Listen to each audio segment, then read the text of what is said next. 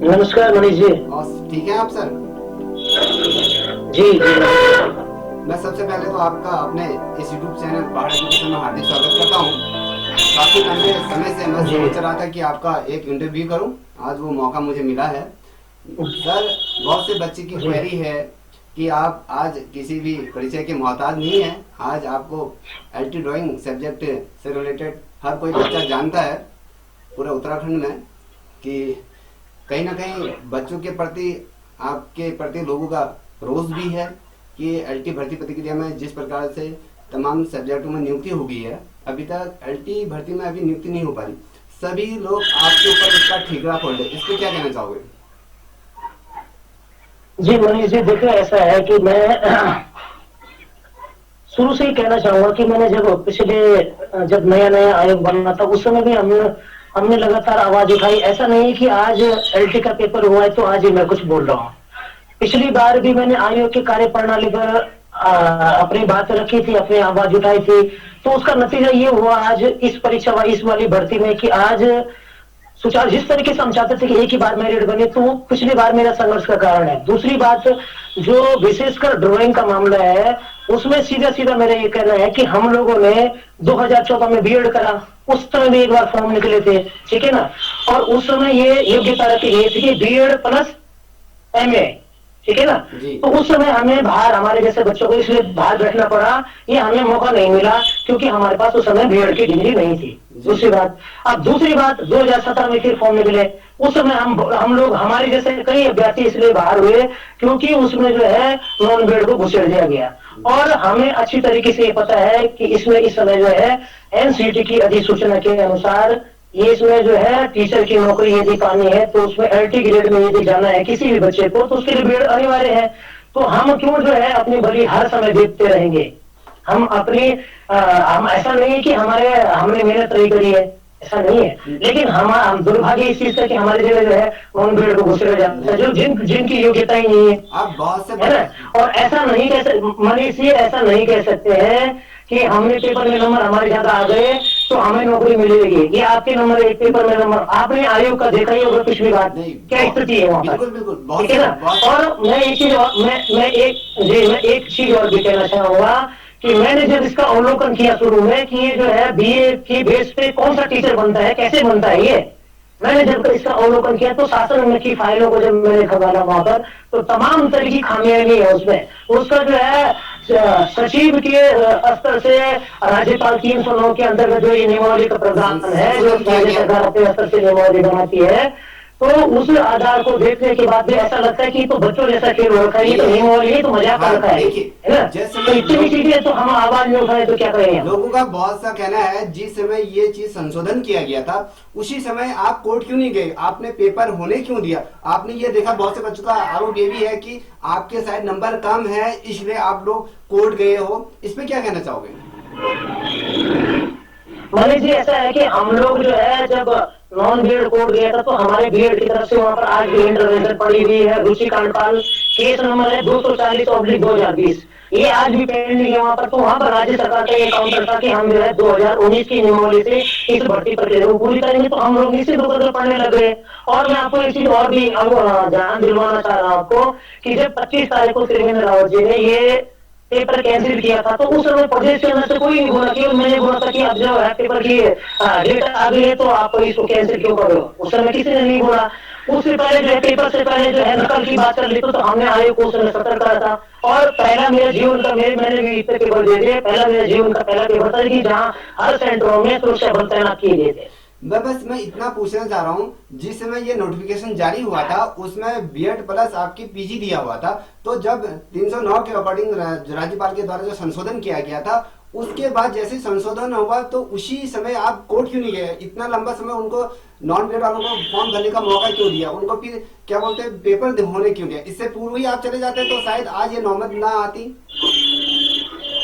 जी जी मनीष जी, ऐसा है कि पहले तो राज्यपाल नियमावली नहीं बनाता, नियमावली कैबिनेट करने के बाद में उसमें संशोधन किया गया।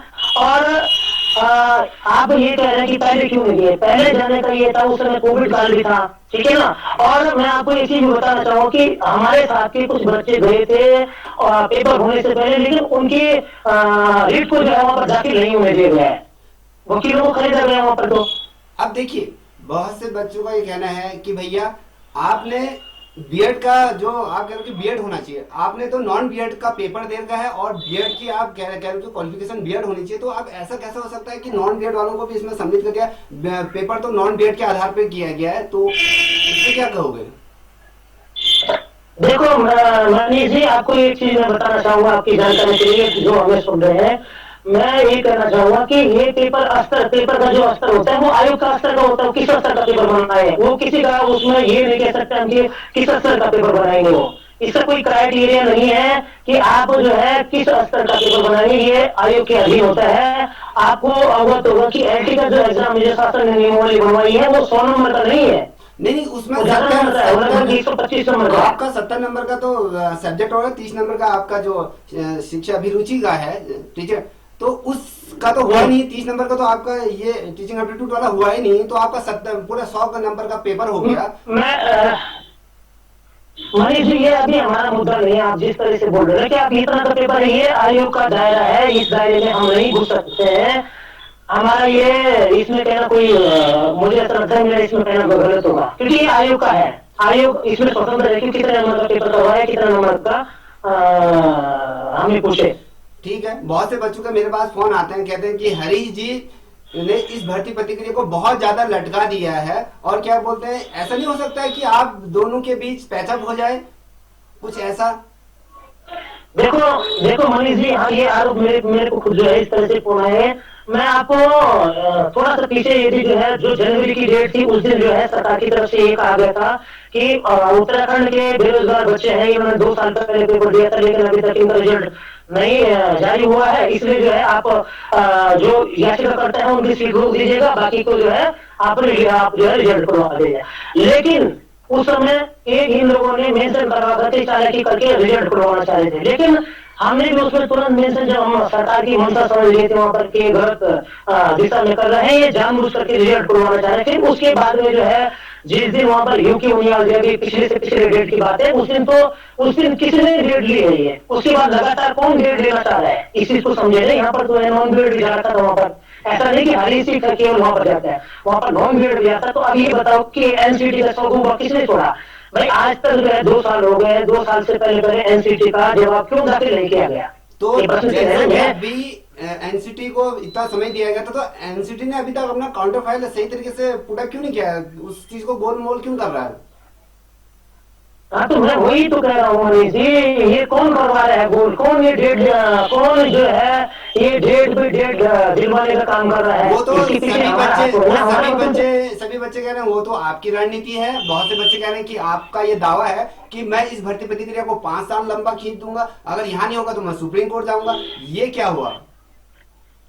देखो मनीष जी, ऐसा है कि सुप्रीम कोर्ट तो मैं जाऊंगा ही जाऊंगा, क्यों जाऊंगा, यदि जो है यहाँ पर मेरे को न्याय नहीं मिलता है। लेकिन मैं अभी तक माननीय न्यायालय का धन्यवाद करना चाहूंगी, सारे सही डायरेक्शन में जो हमारी बातें हैं उनको अच्छी तरीके से सुनने का वहाँ पर जो है काम हो रहा है। देखिए, मैं एक चीज कहना चाहता हूँ, देखिए इसमें ना आपकी गलती है ना नॉन बीएड वालों की, सरकार ने इस चीज पे संशोधन किया, तो अब दोनों ने पेपर दे दिया, तो ऐसा नहीं हो सकता कि दोनों को यहाँ पर नियुक्ति मिल जाए, जिसने मेहनत करी है, जो बच्चा इसमें डिजर्व करता है वो आगे आना चाहिए, चाहे वो बीएड वाला हो चाहे नॉन बीएड वाला। देखो मनीष जी, ऐसा है कि जिसके लिए वो नौकरी है ही नहीं उसको क्यों आने देगा कोई? नहीं, वो तो राज्य सरकार, मनीष जी सुनो तो सही, यदि जो है वो तो राज्य आप मेरी बात सुनो, मैंने जो है मेरे को आज ऐसी आवश्यकता क्यों पड़ गई कि मेरे को हाईकोर्ट की शरण लेनी पड़े? मैं जो हूँ, मेरे को 7 साल पहले नौकरी लग जाना चाहिए था, 2017 में नौकरी लग जाना चाहिए था। कारण ये है कि उसमें नॉन बीएड को नौकरी दे दी गई है, जबकि नॉन बीएड के लिए नौकरी है ही नहीं। आप मुझे बताओ ना, कितने टीचर हैं उसे, कौन से एक फर्स्ट क्लास का जो टीचर है जो गवर्नमेंट स्कूल है वहां पर भी आपको जो है डीएलएड प्लस टीटी चाहिए, सारे सब्जेक्टों में बीएड चाहिए, टीटी चाहिए। तो क्या ऐसी जरूरत पड़ी, किसको फायदा पहुंचा? सुनो मेरी बात तो सुनो, किसको फायदा पहुंचाने के लिए ये नियमावली बनी है?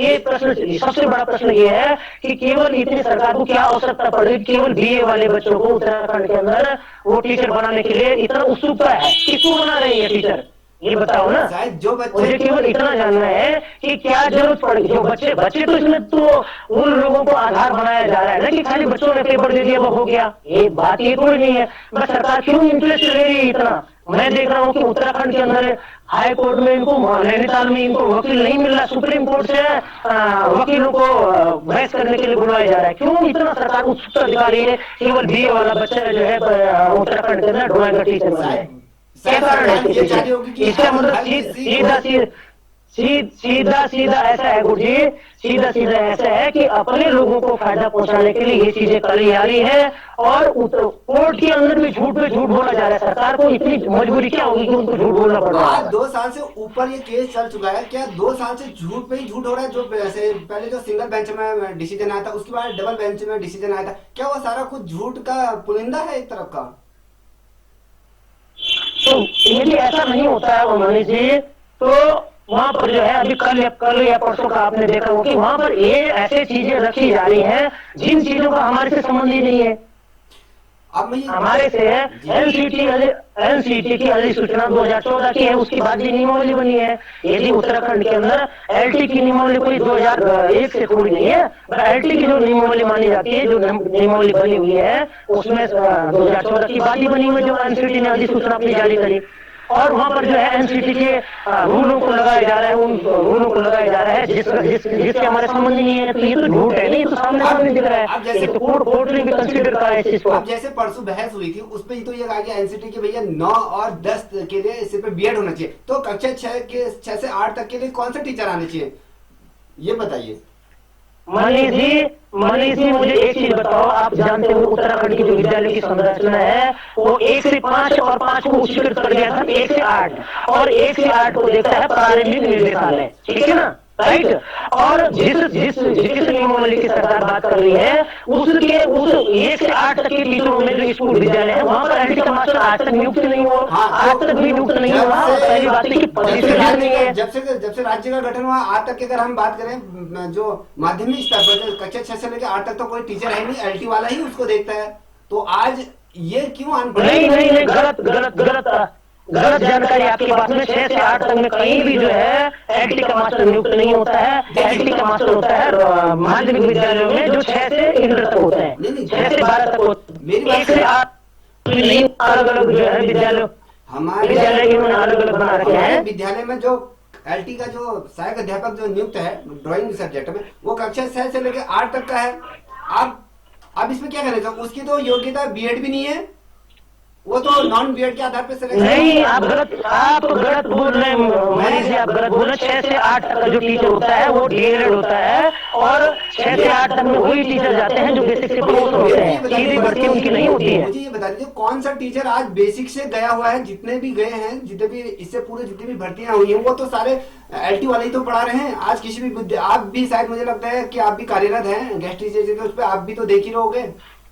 हाँ, मैं वही बोल रहा हूँ, मैं खुद कार्यरत हूँ। इंटर जो माध्यमिक विद्यालय होते हैं 6 से 10, वही जो है एलटी का टीचर नियुक्त होता है। केवल 6 से 8 तक के उसमें कहीं भी प्रदेश के अंदर नहीं है। मेरे पास में इस चीज के लिए आरटीआई है, और उसको जो है 1 से 8 तक जो देखता हूँ प्रारंभिक निर्देशालय देखता है। और ये अलग अलग पहले जो है इन्होंने 1 से 5 तक के बनाए थे, उसको उच्चीकृत किया तो उसको जो है बेसिक ही देखता है, वो अलग ही विद्यालय चलते हैं। आज भी जो है उनका जो है एकीकरण नहीं हो पाया है। यही कारण है कि अलग अलग निर्देशालय उसके हैं, अलग अलग उसके डायरेक्टर हैं, अलग अलग उनकी व्यवस्थाएं हैं, ठीक है ना। और 6 से 8 तक की जहां तक बात है तो 6 से 8 तक जो बेसिक अनिवार्य शिक्षा अधिनियम है उसके तहत तो कोई अनग्रेड टीचर जो है किसी बच्चे के भविष्य के साथ कोई नहीं चल सकता है। अब जो ये नियमावली में संशोधन किया गया है वो आपने नहीं या मैंने नहीं, या जो शासन में बैठे वो शीर्ष अधिकारी लोगों ने उस चीज को समझ के ही तो ये डिसीजन दिया होगा राज्यपाल से। उसको संस्तुति का 309 के अकॉर्डिंग ये संशोधन हुआ है। बीच में हाईकोर्ट ने ये भी पूछा था, तो कभी राज्य सरकार कह रही तो हमने ये ऑर्डर नहीं दिया, कमीशन कह रहे कि ये तो राज्य सरकार के ऑर्डर के द्वारा हुआ। तो क्या है ये मामला तमाम? जी मैं आपको बताना चाहूंगा, कैबिनेट में मामला गया तो कैबिनेट कैबिनेट के नोट में साफ ये लिखा गया है कि उत्तराखंड के अंदर जो है हम बीएड वाले कला विषय में बीएड वालों को डिग्री निर्गत नहीं की जा सकती है, इसलिए जो है इनको डिग्री हम दे ही नहीं सकते, तो हम जो है तो इसलिए ये कर रहे हैं। तो इसलिए उन्होंने यही तो बोला कि इतना झूठ बोलने की जरूरत क्या थी इनको, ये वहां पर कैबिनेट के अंदर ये भी तो रख सकते थे कि भाई हमें जो है ज्यादा बच्चों को मौका देना है, यदि मौका ही देने कोई वैसा विभाग छोड़ नहीं कि कोई मछली पालन वाला, कोई मत्स्य विभाग वाला, कोई वन विभाग वाला की कहीं भी खड़े शिक्षा विभाग है पूरे प्रदेश की भविष्य को संभाल रहे हैं, उनकी जो है जिनकी अपनी क्षमता योग्यता कुछ नहीं है उनको आप टीचर बनेंगे तो क्या आगे उत्तराखंड आने वाला भविष्य होगा, ये बताओ मुझे। केवल बीए वाले बच्चों को यदि आपने टीचर बनाना है तो उसके लिए तो अन्य विभाग तमाम तरीके की पोस्टें आती है, वहां मुझे ये बताइए जब तक जो है मुझे ये बताइए इतनी जितनी दलीलें आप यहाँ पर दे रहे हैं, इतनी दलीलें शायद मुझे लगता है 2 साल से आपने कोर्ट के अंदर कर दिया है, तो अगर आप सही थे तो इतना लंबे समय में वो तो डिसीजन 2 महीने में 6 महीने में आ जाने चाहिए, शायद मुझे लगता है आप लोगों की नियुक्ति आप लोगों को विद्यालय आवंटित हो जाना चाहिए। मुझे लगता है अभी जैसे कि लोग जिनकी नियुक्ति होगी वो पहली सैलरी शायद मुझे इस माह के अंत में पहली सैलरी ले लेंगे, अभी तक आपका रिजल्ट भी जारी नहीं हुआ है, तो क्या है ये चीजें? जी जी ऐसा है जी मनीष जी, पहली बात तो ये है कि मेरे हाथ में यदि होता तो मैं इसको कोर्ट ही नहीं ले जाना चाहता था, पहली बात तो मैं इसको शासन से ही निपटवा देता है ना। दूसरी बात मैं समझ रहा हूँ, मैं सारे बच्चों की उनकी भावना समझता हूँ, जिन बच्चों ने इसमें पेपर दिया है, मैं भी एक अभ्यर्थी हूँ, ऐसा नहीं कि हम किसी भविष्य के साथ खेल रहे हैं, मुझे ये अच्छी तरह से पता है कि कई बच्चे जो है देहरादून में 30 सालों में अपने जीवन के लगा ले, 35 सालों में लगा ले, और हमारे साथ ही कुछ भीड़ वाले ऐसे भी हैं जिनका अंतिम समय था ये, और उनके हल्के से अब ये है कि वहां पर लोन भीड़ जाता तो उनका भविष्य हमेशा ऐसा होगा कि उसके बाद कुछ सोच भी सकते हैं, क्योंकि बीएड करना तो उन्होंने एलटी एग्जाम देना यही उनके हाथ में, उन्होंने दिए लगातार देते रहे, लेकिन उनकी जो है हमेशा हमेशा जो है घुसता आ रहा है, तो उनके पास अंतिम मौका है, उनकी सोचने उनके विषय में सोचते हुए तब ये जो केस दायर करा, हमारे को भी कई लोगों का फोन आता है कि भाई आप लोग जो है इस केस को वापस ले लो, कई लोग जो है कल या परसों अधिक ज्यादा दिन की बात नहीं, कुछ लोग इस तरह की बातें करते कि आप 8 से 10 लाख रुपए ले लो, आप इस केस को वापस ले लो, फिर यहाँ भी उनकी नहीं चलती तो फिर बोलते कि आपको जान माल का खतरा हो सकता है। तो ऐसा होने से हम लोग यदि जो है गलत चीजों के लिए लड़ रहे हैं, हम सही चीजों के लिए लड़ रहे हैं, तो हमें इसमें कोई दिक्कत नहीं कि हमें कोई कुछ भी बोल दे, कुछ भी कर दे। आप खुद ही थोड़ी देर पहले बोल रहे थे कि आपको आप लोग कहते हैं, ठीक है भाई, जिसकी जितनी बौद्धिक क्षमता होती है उस हिसाब से वो बात करता है, यदि हमारी पीड़ा को कोई समझे, हमारी पीड़ा को कौन समझेगा बताओ। यदि जो है हम इस तरीके से कोर्ट जा करके पैसे खर्च करके इतना शौक नहीं बने कि हम जो है कोर्ट के धक्के खाते रहे और लोगों के भविष्य के साथ खेलते रहेंगे। जब हमारे भविष्य के साथ खेला जा रहा है तो हमने जो है हम हाथ पे हाथ धरे नहीं बैठ सकते। आज तो लोग ये तक कह रहे हैं, बात को समझे आप, आज तो लोग ये कह रहे हैं कि एलटी ड्राइंग का एक बहुत बड़ा मास्टरमाइंड आपको माना जाता है, और कहते हैं कि ये हरीश जी तो ये चाहते ही नहीं है कि ये भर्ती प्रक्रिया हो, ये लंबी लटक जाए, जिससे कि हमारा गेस्ट का जो कार्यकाल है वो आगे लंबा चल सके। क्या ये सही है?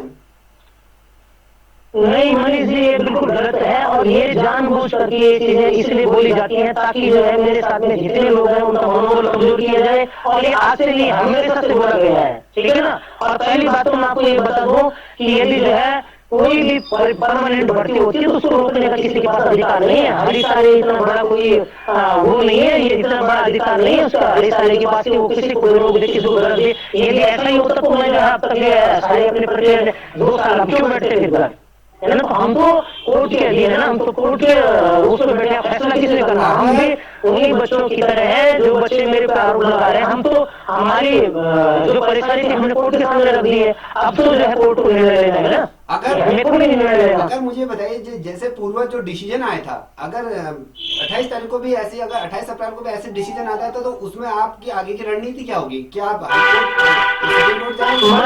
जब तक हमें न्याय नहीं मिलेगा तब तक हम आगे जाते रहेंगे। और मैं आपको एक चीज और बताना चाहूंगा कि हम लोग ऑलरेडी जो है सुप्रीम कोर्ट के वकीलों के जिन ये कृष्णा राय आपने सुना होगा, कृष्णा राय वर्सेस सरकार, तो उन वकीलों के उससे हमने जो है अपनी बात रख दी है। उन्होंने कहा कि यदि कोई ऐसी बात है तो मैं ऑलरेडी 2 बार दिल्ली से जा चुका हूँ और हमने ऑलरेडी बात कर चुकी थी कि उत्तराखंड के अंदर हमें थोड़ा सा असुरक्षा महसूस कर रहे हैं। जब इस तरह की हो सकते हैं, एक बार सुनो तो एक बार जो है फर्स्ट मैच जो है आयोग को भंग करने के लिए कोर्ट की तरफ से अंतरिम उसमें कहा गया था, लेकिन उसके बाद भी नहीं किया गया, किसी ने संज्ञान नहीं लिया इसका। उसके बाद भी फर्स्ट बेंच में जो है इस तरह का डिसीजन आ जाता है, तो हमें थोड़ा सा असुरक्षा महसूस होने के कारण हम आगे की भी तैयारी कर रहे हैं। और मैं नॉन बीएड के उन छात्रों को भी एक चीज जरूर कहना चाहूंगा कि अपना ग्राउंड ले लें और अनावश्यक रूप से अपना पैसा बर्बाद न करें, अपना समय बर्बाद न करें। अपने जो ग्राउंड है उनको देख लें कि हम किस ग्राउंड में है। यदि वो कहें कि हमने पेपर दे दिया, तो पेपर तो 50,000 बच्चों ने एलटी का दिया है और 50,000 बच्चों का सिलेक्शन नहीं हो सकता। तो टोटल तो 232 सीट है ना, इसमें तो हर किसी का सिलेक्शन नहीं हो सकता है नहीं। तो मैं वही कह रहा हूँ, तो नॉन बीएड ये ना सोचे कि हमने पेपर दिए तो हमारा सिलेक्शन हो गया, है ना। हमारे भाई अभी ऐसा तो कोई, ये तो बहुत पर निर्भर करता है, हो सके जो है 80 से नीचे मेरिट ना आए, हो सके 70 आ जाए, हो सके 60 आए, तो अभी तो सारा चीज ये तो पेटीएम में बन जाएगी। एक चीज अभी जानना चाहता हूँ, क्या आपको उत्तराखंड, जैसे इससे पूर्व मेरे से आपसे बात हुई थी, आपने कहा था कि मुझे उत्तराखंड हाईकोर्ट पे बहुत विश्वास है, क्या आज कहीं ना कहीं वो निराशा आपकी टूटती हुई नजर आ रही? क्या आपको उत्तराखंड के हाईकोर्ट पे विश्वास नहीं रहा कि जो आप सुप्रीम कोर्ट के वकीलों से बराबर मिल रहे हैं?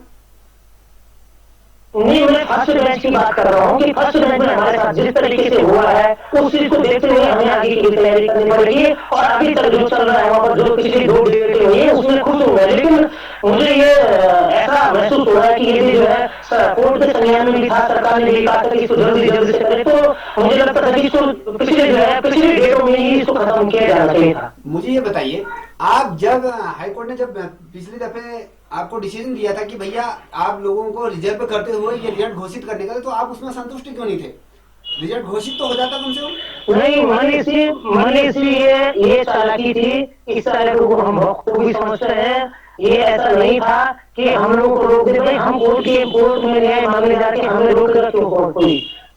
भाई यदि हम न्याय मांगने तो हम ही हैं। इसका मतलब तो ये कि फिर उसके बाद में सरकार जो है अपनी मर्जी से जैसे मर्जी वैसे गुमराह करते रहेगी, हमें 6 साल तक गुमराह करते रहेगी। जो सरकार को करना था वो कर ही रही थी, क्या है ना। क्या तो ये सारी चीजें, लेकिन मनीषी ऐसा है, मैं जानना चाहता हूँ कि हरीश आर्या जी के पास इतना पैसा हो गया कि वो सुप्रीम कोर्ट के वकीलों को हायर कर रहा है, इतना पैसा कहाँ से आ रहा है? नहीं मनीष जी, पैसे वाली बात नहीं है, हमें अपने अधिकारों के लिए लड़ना है। पैसे के लिए हमें चाहे ब्याज पे पैसा लेना पड़े, लेकिन हम लोग इसमें निश्चित रूप से नहीं बैठ सकते हैं, क्योंकि हमारे पास कोई आगे का समय भी नहीं है ना। आप हम कब तक अपने बलि देते रहेंगे? 2014 में हमें मौका नहीं दिया गया पेपर देने का, 2017 में हमारे जगह नॉन बीएड को लगा दिया गया, और 2021 में भी इस तरह का कोशिश करेंगे सरकार, तो हम कब तक बैठे रहेंगे? 2017 में जब नॉन बीएड को लगा दिया था, तो आज प्रॉब्लम क्यों हो रही है? आज प्रॉब्लम तब हो रही है जब हम लोगों की बलि चढ़ रही है, उसमें हम लोगों को दिक्कत इसलिए हो रही है, हमारे सिलेक्शन में दिक्कत आ रही है ना। हम तभी जाकर के रुक रहे हैं जब नॉन बीएड लग रहा है। मैंने पिछली बार बोल दिया आपको, मैंने कई बार इस बात को रिपीट कर चुका हूँ कि 2017 में मेरा सिलेक्शन हो जाता, लेकिन दिक्कत ये आती कि वहाँ नॉन बीएड लग गया। उस समय हमें उसके पता नहीं थे, नॉन एनसीटी के हमें अब इसके बाद में पता चला, कभी बीए कर रहे हैं, कभी बीएड कर रहे हैं, किस चीज कर रहे हैं, फिर देखने की आवश्यकता पड़ी हमें। बहुत से बच्चे, जैसे आपने कहा उसमें मेरा सिलेक्शन हो जाए, बहुत से बच्चे ये सुनेंगे कि ये कहेंगे कि भैया मैं ना नॉन बीएड के पक्ष में बोल रहा हूँ ना बीएड के पक्ष में बोल रहा हूँ, एक आपसे एक जनरली इंटरव्यू है। बहुत से बच्चे कहेंगे कि 2017 में आपने मेहनत क्यों नहीं करी? अगर अच्छे नंबर आते उस समय से आपका सिलेक्शन हो जाता, तो इसमें क्या कहना चाहोगे? जो बच्चे ऐसा बोलेंगे उनको क्या जवाब देना चाहोगे? ऐसा है कि मैंने मेहनत नहीं करी, ये कोई नहीं बोल सकता है। यदि ऐसा था तो मैं एलटी एग्जाम में बैठता ही नहीं, है ना। और मेरा सिलेक्शन नहीं हुआ है, इसके पीछे मैंने वजह आपको बता दी है कि वहां पर नॉन बीएड घुस गया था। 100 से अधिक बच्चे हैं, पिछली बार 150 सीटी से 100 से अधिक नॉन बीएड घुसा हुआ है, और मेरे 70 नंबर थे, 70.25 मेरिट गई। अब 100 बच्चों को नॉन बीएड में से उसमें से हटा दिया गए होता तो मैं सिलेक्शन में था, उसी समय था, और मेरा जीवन का पहला एलटी का एग्जाम था। मैं ये जानना चाहता हूँ, बहुत से महिलाओं के, जिन महिलाओं ने पेपर दिया है और थोड़ा सा उनके नंबर अच्छे हैं, बहुत से महिलाओं को मुझसे फोन आया था कि भैया हरीश जी से कहिए कि भैया भाई प्लीज इस भर्ती पे रिजल्ट घोषित होने दो। बहुत ढेर सारी महिलाएं रो रही थी, तो उन महिलाओं को क्या कहना चाहोगे जो बड़ी आश लगा के बैठी हैं कि भैया रिजल्ट घोषित हो जाता, कहीं ना हमें पता चल जाता कि हमारे नंबर आ रहा है नहीं आ रहा है, हम बेचिंता हो जाते, उसके बाद जो भी होता। मनीष जी, मैंने अभी थोड़ी देर पहले इसीलिए कहा था कि मैं उन लोगों की भावना को समझता हूँ कि जिन लोगों ने पेपर दिया है, लेकिन उन लोगों को ये बात समझनी पड़ रही है कि इसमें गलत, यदि मैं गलत का विरोध कर रहा हूँ, तो उन लोगों को भी थोड़ा सा धैर्य रखना चाहिए। भाई यदि मैं गलत कह रहा हूँ तो वो बोल सकते हैं मुझे, लेकिन इस बात को उनको समझना पड़ेगा कि गलत क्या है, सही क्या है। भाई यदि जो है उत्तराखंड के अंदर केवल ड्राइंग सब्जेक्ट में बीए का मास्टर बने तो ये कहीं से कहीं तक नहीं है ना। आप कैसे बना सकते हो बीए के बच्चों को मास्टर, और एलटी ग्रेड का वो भी, जब जो है कि 15 विषय एलटी के होते हैं और नीचे के 3 ही विषय होते हैं उसके माध्यमिक, सॉरी, प्रारंभिक के। और 15 3 18 विषय में से किसी की भी पास में जो है क्वालिफिकेशन जो बीएड की डिग्री होती है उससे कम कोई डिग्री है ही नहीं, तो यहाँ पर क्यों बनने देंगे बताओ, आप ही बताओ। वैसे तो आप फिर तो सारी क्वालिफिकेशन खत्म कर दो, इंटर बेस पे सारे एग्जाम करवाने लग जाओ, क्या दिक्कत है उसमें, जो निकलेगा निकलेगा। तो ये नहीं हो सकता है कि आप थोड़ा रिजल्ट घोषित कर, मैं तो ये कहूंगा कि बहुत से जो बीएड वाले हैं, जो बीएड वाले ये चाहते हैं कि ये भर्ती प्रक्रिया लंबी ना खींचे और रिजल्ट जारी हो जाए। तो मैं यही, मैं मनीष जी, मैंने हमारे उस केस में आपने देखा होगा, मैंने पिछली बार एमरजेंसी भी लगाई थी, है ना, और हर बारी यही कोशिश रहती है हमारी कि डेट भी जल्दी लगे। 12 तारीख को जिस दिन उनियाल जी ने रिहाची वाली बात कही तो उन्होंने 6 महीने की डेट लगवाई थी, लेकिन जब हमने इसमें जो है संशोधन लिया है, नोटिफिकेशन फाइल डाली है, तो हमने 1 महीने की डेट लगवाई है। अब इसको देखे ना आप, अब मेरे पे आरोप लगाने से कुछ होने वाला नहीं है, आप कोर्ट की कार्रवाई को देखो। आप, मैंने कहा था कि भाई ये तो इन्होंने तो 6 महीने की डेट लगवाई उसमें, भाई कब लगाए थे, इस समय तो एक भी डेट नहीं होती, जिस दिन इन्होंने याची वाली बात कही थी सीधे 6 महीने की डेट लगवा दी थी इसमें, तो कौन इस भर्ती को लटकवा रहा है, ये चीज कोर्ट के अंदर देखनी पड़ेगी, समझनी पड़ेगी, तब जाकर के मुझ पर जो है आरोप लगाना उचित होगा उनका। और मनीष जी, मैं अपनी बात को, मुझे लगता है कि मैंने जितना आपको बताना था बता दिए। बस लास्ट एक क्वेश्चन लास्ट लेना चाहूंगा आपका। मैं ये जानना चाहता हूँ, क्या 28 तारीख जी की रणनीति क्या है? जो परसों जो डिसीजन हुआ था, जो कोर्ट में जो चर्चा हुई, उसके बारे में थोड़ा सा बताना चाहोगे? बहुत से बच्चे चाह रहे हैं कि कोर्ट में क्या हुआ, कोर्ट में शायद आप मौजूद होंगे तो आप बेहतर बता सकते हैं। क्या जी चर्चा रही, 1 घंटा जो चर्चा रही, उसमें क्या डिसीजन, क्या क्या क्या बातें हुई? मनीष जी, देखो एनसीटी ने भी अपना काउंटर दे दिया था, लेकिन एनसीटी के वकील को साफ ये कहा गया कि तो आप जो है राज्य सरकार की पैरवी कर रही है, एनसीटी की कर रहे हैं, जो कि गलत काउंटर वहां पर फाइल किया गया है। ये तो उनको समझाया उसी तरीके से गया है ना। तो कोर्ट की तरफ से एनसीटी के जो सचिव है या निदेशक है उनको भी कहा गया कि वहां पर आप 28 तारीख को आए और अपना क्लियर करें अपना स्टैंड। बस इसी इसी क्वेश्चन का इसी श्रृंखला का लास्ट क्वेश्चन आपके सामने रखना चाहूंगा। बहुत से बच्चों का ये कहना है कि भैया, आप बहुत से बच्चों से आग्रह करते हैं कि यार पैसा दीजिए, हम ये केस हम जीतेंगे, बीएड वालों के पक्ष में ही रहेगा चाहे कुछ भी हो जाए। तो इस बारे में थोड़ा सा बताना चाहोगे, क्या ये सही आरोप है? देखो मनीष जी, ऐसा है कि व्यक्तिगत तौर पे मैं किसी को नहीं कहता हूँ, जो हमारे साथ जुड़े हुए लोग हैं वो सहयोग करते हैं, उनसे हम कहते हैं, और मेरी व्यक्तिगत लड़ाई नहीं है ये हरी सारिया अलग से नहीं लगेगा इसमें, या फिर मेरे को भी वही एलटी की नौकरी मिल है, उनको भी वही मिल है, जो स्वेच्छा से देते हैं, कोई ऐसा नहीं बोल सकता है कि हमने किसी को जोर जबरदस्ती करी होगी, या फिर कोई ऐसा आरोप नहीं लगा सकता हम पे कि पैसे के लिए हमने किसी को। और पहली बात तो ये कि मेरे साथी फोन करते हैं, मैं किसी को व्यक्तिगत तौर पे फोन भी नहीं करता हूँ। चलो, आपने अपना कीमती जी समय दिया, उसके लिए आपका बहुत बहुत धन्यवाद। जी मैं चाहूंगा आपसे रिक्वेस्ट, जाते जाते एक रिक्वेस्ट करना चाहूंगा, हो सके तो जनहित के मद्देनजर कि ये रिजल्ट घोषित करने का आप भी प्रयास करें कि जल्दी से रिजल्ट घोषित हो जाए, कि जिससे कि सभी बच्चे खुश हो जाएं। ऐसी मैं आपसे अपेक्षा करता हूं। शायद आप समझ रहे होंगे मैं कहना क्या चाह रहा हूं। जी जी मनीष जी, मैं खुद ही जो हूँ इस कोशिश में हूँ कि जल्दी से जल्दी जितना निपटे। मुझे मनीष जी नैनीताल जाकर के मुझे कोई खुशी नहीं हो रही है, मेरे पास ऐसा नहीं है कि मेरे पास, अभी खुद ही आपने थोड़ी देर पहले कहा कि पैसों की बात, तो मेरे पास इतना पैसा नहीं कि मैं बार बार वहां जाता रहूंगा और कोर्ट के चक्कर काटता रहूंगा, इतना मुझे भी नहीं है शौक, चलिए, है ना। मैं खुद ही जो इस उसमें हूँ कि ये जल्दी से जल्दी निपटे और जल्दी से जल्दी रिजल्ट आए। जिन बच्चों ने इसमें प्रतिभा किया है, जिन बच्चों की वास्तविक नौकरी लगनी चाहिए, उनको नौकरी मिले, और वो अपने भविष्य में आगे कुछ जो उनके सपने हैं वो पूरा करें। वो किसी के माँ बापों के सपने की, हमारे बच्चे ने बीएड करा है, वो भविष्य में टीचर बने, तो मैं भी ऐसी ही कामना कर रहा हूँ और ऐसी कोशिश ही कर रहा हूँ मैं भी। चलिए, आपने मुझे बहुत समय दिया, आपका बहुत बहुत धन्यवाद। मैं धन्यवाद सर आपका। जी जी मनीष जी, जी जी, okay, thank you, thank you. नमस्कार। नमस्कार।